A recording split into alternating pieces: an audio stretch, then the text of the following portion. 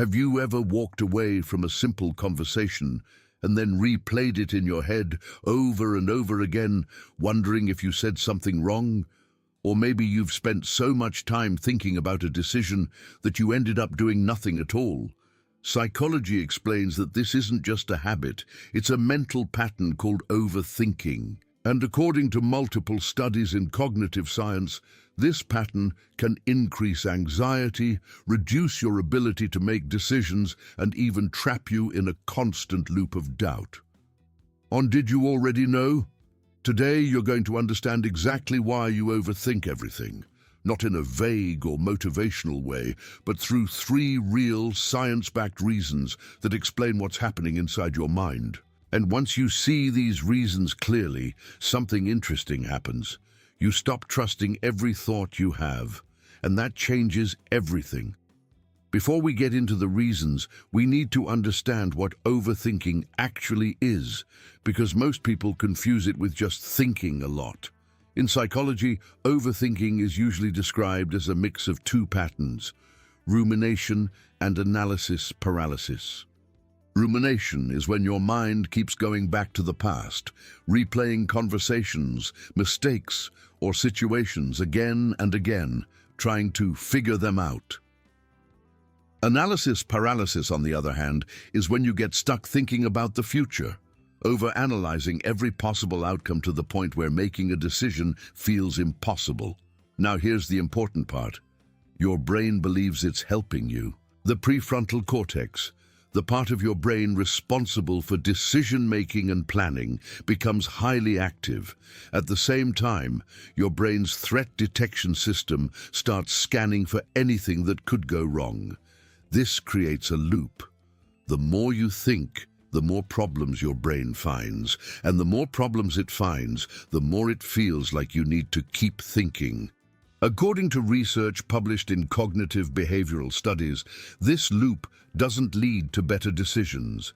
It actually increases stress and reduces clarity over time.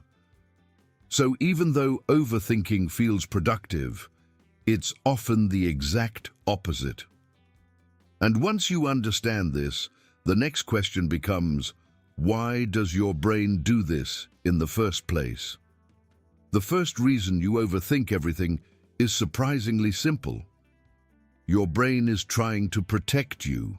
From an evolutionary perspective, your mind was never designed to make you happy. It was designed to keep you alive. Thousands of years ago, constantly scanning for danger was essential for survival. The humans who overanalyzed situations, who assumed something could go wrong, were more likely to avoid threats and stay alive. And that system still exists today. Psychologists call this the negativity bias, your brain's natural tendency to focus more on potential problems than positive outcomes. Research in neuroscience shows that negative experiences and possibilities are processed more intensely than neutral or positive ones. That's why one small, awkward moment can stick in your mind for hours. While something positive that happened the same day is quickly forgotten, your brain is essentially asking, what if something went wrong? What if this becomes a problem later? What if you missed something important? And instead of letting the thought go, it keeps digging deeper. But here's the problem. In the modern world, most of the threats you face aren't life-threatening.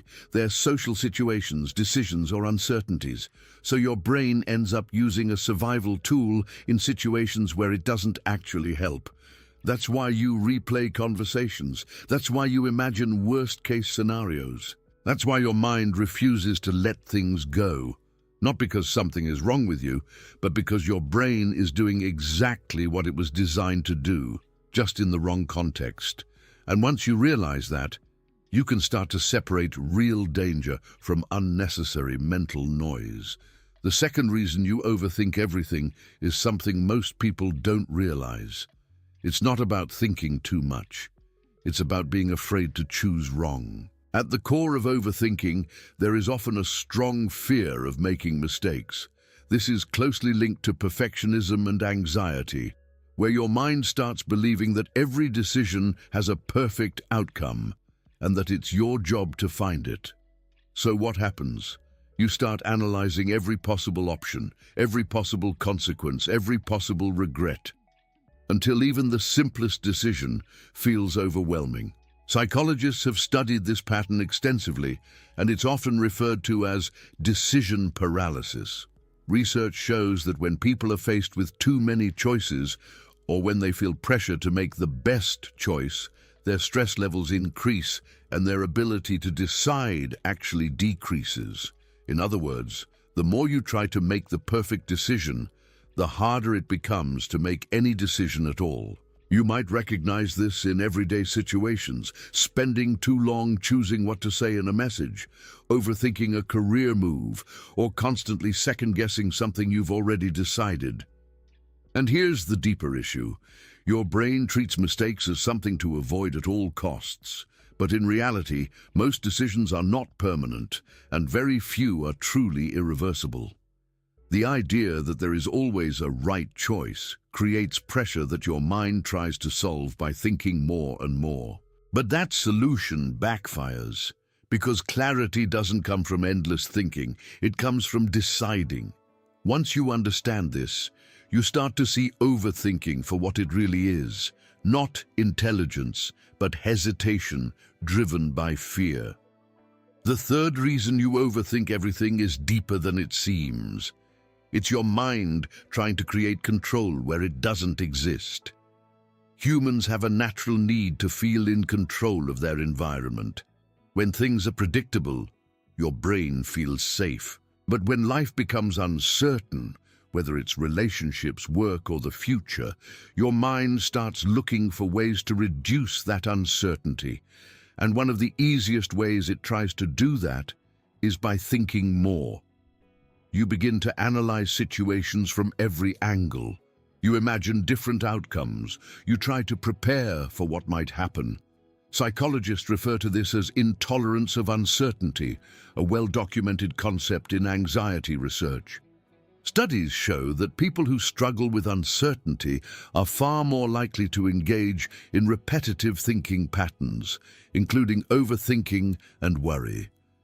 At first, it feels like you're gaining control, but what you're actually doing is creating an illusion of control. Because no matter how much you think about a situation, you can't predict everything. You can't control how others will act. You can't guarantee outcomes. Yet your brain keeps trying. That's why overthinking often shows up the most when you're waiting for a response, you're unsure about the future, or something important feels out of your hands. Your mind believes that if it just thinks a little more, it will finally feel certain. But certainty never comes. And the more you chase it, the more trapped you feel in your own thoughts. Once you understand this, something shifts. You realize that overthinking isn't solving uncertainty, it's feeding on it. Now that you understand the 3 reasons behind overthinking, there's something even more important to see: what it's actually doing to you.